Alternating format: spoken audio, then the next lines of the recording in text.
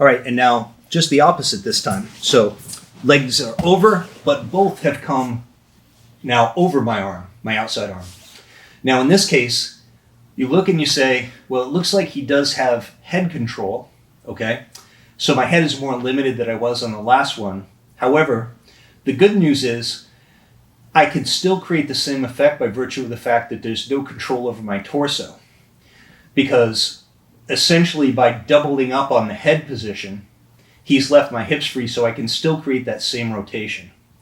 Now from here, you're going to notice something very similar, right? I'm turning away.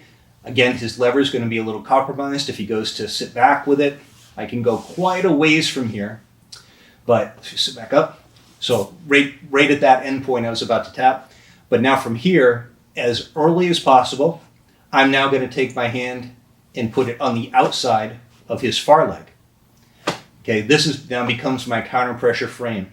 I'm still going to move in the same direction that I did before, okay, by pendulum my legs. The moment the pendulum finishes, I'm going to put weight onto my toes and transfer everything into my elbow. This arm is still relaxed, and I do want to make sure that I'm changing this from thumb facing this way to thumb facing away and palm facing this way, okay, as early as possible. As he starts to sit back, right, good guys are going to be immediately trying to control that thumb to prevent the rotation. So by keeping my arm nice and loosey-goosey here, right, I'm immediately positioning myself to make that so it's like a dead fish in his hands, right? It's just sort of like limp and hard to control. So as I make my motion from here, you'll see how my palm is turned in. And now from here, I have all the weight transferred onto that elbow, and I'm just pushing and pulling to get my elbow out of the position. Okay, so not only taking away the lever, but then actually killing the isolation as well. One more time.